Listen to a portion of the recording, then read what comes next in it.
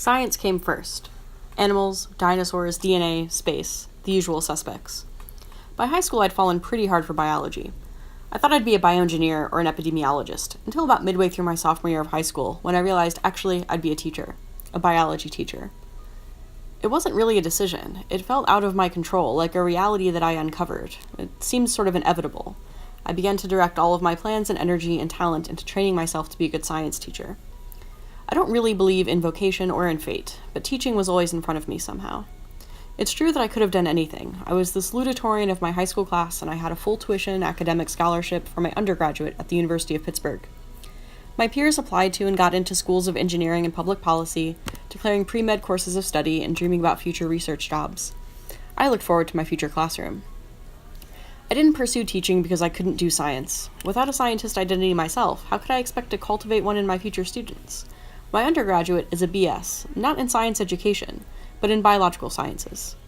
I worked in a structural biochemistry lab, a molecular genetics lab, and I have participated in ecological fieldwork. As I scienced, I taught and I tutored. I worked in the Writing Center consulting on virology dissertations. I taught lab sections and recitations for intro bio. I supported our summer genetics research for high school students, teaching teenagers how to pipette and purify DNA and streak bacteria and run gels. Everything I pursued was in the interest of my future students. Developing my scientific skills and knowledge felt urgent. I needed to understand in order to teach. As graduation approached, I watched my peers disperse. Med school, PhD programs, public health programs, pharmacy school, law school. And I submitted a single application to the Master of Arts in Teaching Secondary Science program at Pitt. When I got my acceptance letter, it hardly felt worth celebrating. As everyone pointed out, there was never any chance I wouldn't get in. It was a school of education. It wasn't like it was very hard.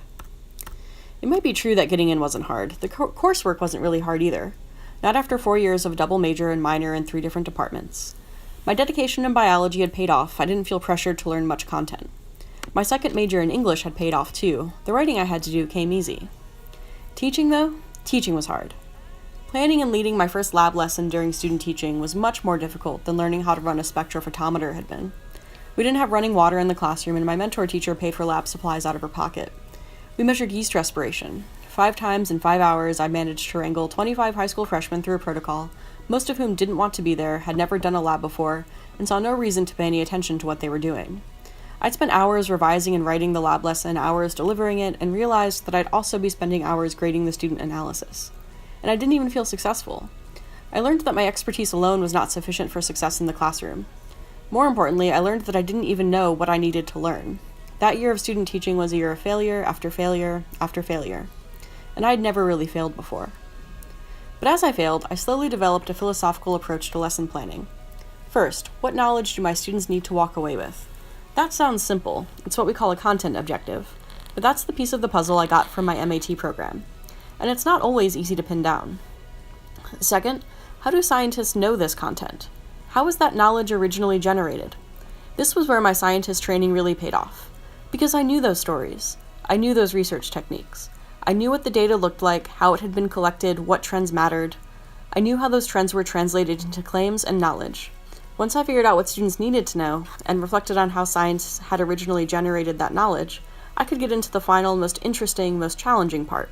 How could the students explore the content like scientists? This creative puzzle gave me a great deal of intellectual satisfaction. It was difficult and interesting, and not unlike designing a scientific investigation. I found and fabricated datasets, I created simulations and wrote up lab protocols.